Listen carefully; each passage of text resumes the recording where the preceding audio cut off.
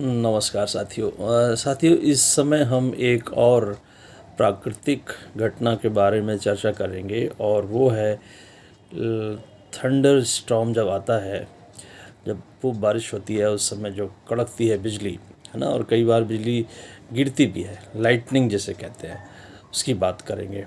और आप देखेंगे कि अभी जब हमने भूकंप की बात की थी तो ये कहा था कि भूकंप में घर से बाहर निकल आना चाहिए, खुले में आ जाना चाहिए, जबकि जो लाइटनिंग है इसमें ये कहा जा रहा है कि घर में ही रहना चाहिए, बाहर बिल्कुल ही हम लोग अनसेफ हैं। बेहतर ये होगा कि किसी प्रोटेक्टेड और इनबिल्ट एरिया में घर में रहें तो ज़्यादा अच्छा होगा। ठीक इसके उलट, मतलब जब सावधानी की बात हो रही है तो आप देखें कि इसमें हमको जब थंडर सुनाई देती है, जब आवाज़ कड़कड़ाहट बादलों की सुनाई देती है, तो वो हमारे लिए एक अलर्ट होता है ना। आपको मालूम है कि लाइट पहले चमकती है और उसके बाद में बादल की आवाज़ सुनाई देती है। उसी बीच में कभी कभी बिजली भी चमकती हुई, कौंधती हुई जो है ज़मीन पर भी आ जाती है। इतनी ज़्यादा वहाँ पर चार्ज होता है, इलेक्ट्रिकल चार्ज, है ना। और यूँ समझो कि इतना चार्ज होता है जो अमूमन एयर जो है, वायु जो है, वो विद्युत की रोधी होती है। विद्युत मतलब गुड कंडक्टर नहीं होती, लेकिन फिर भी, और इतनी ज़्यादा चार्ज हो जाता है कि उस समय वो वायु, जो वातावरण भी उसको रोक नहीं पाता और पृथ्वी तक वो आ जाती है। तो ऐसे में हम एक ऐसी सुरक्षित इनडोर जगह की तलाश करेंगे जहाँ पर हम अपने आप को सुरक्षित रख सकें। यदि आप बस में, कार में यात्रा कर रहे हैं तो अंदर ही रहें और अपने शीशे वगैरह को बंद करके रखें। बाहर हैं अगर, तो आप समझें बिल्कुल ही आप बाहर जगह कोशिश करें कि न रहना पड़े, सुरक्षित वहाँ नहीं हैं आप। और अगर आप फंस भी जाते हैं तो बाय द वे, आप जैसे कि कई बार भूकंप आदि में कहा जा रहा था कि आप उसको लेटे हैं तो लेटे रहिए, लेकिन यहाँ बिल्कुल ही आपको बाहर लेटना नहीं है, बल्कि बैठ जाना है और ऐसे सिर अपना अंदर कर लेना है।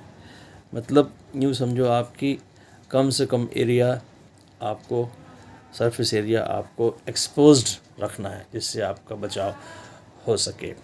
और घर के अंदर हैं आप, तो आप समझिए कि जितने भी इलेक्ट्रिकल इक्विपमेंट्स हैं, टीवी, कंप्यूटर आदि, इन सबको स्विच ऑफ कर देना चाहिए। इसी के संग संग आप जब देखोगे तो जितने भी हमारे ये टेलीफोन के तार हैं, है ना, बिजली के तार हैं, इलेक्ट्रिक खंभे हैं, और कई बार घरों में भी मेटेलिक पाइप्स होते हैं, इन सब को भी से दूर रहना चाहिए, इनसे अवॉइड करना चाहिए, कहीं से कोई संपर्क ना हो जाए। ये सब बातें आपको अपनी सुरक्षा में ध्यान रखनी है। अब जैसे हमने भूकंप में भी चर्चा की थी, यदि हम घर बना रहे हैं तो क्या सावधानी रखेंगे। आपने देखा होगा बड़ी बिल्डिंगों में अक्सर बिल्डिंग के ऊपर एक लोहे की रॉड निकली होती है, ऐसे, है ना, ऐसे 3 ऊपर निकले होते हैं और दिखाई देती है, अक्सर आपने देखा होगा, लोहे की छड़। और वो एक्चुअली जो लोहे की छड़ ऊपर निकली हुई है ना, त्रिशूल की तरह, वो पूरी बिल्डिंग में ऊपर से नीचे आती है और ज़मीन के भी नीचे चली जाती है।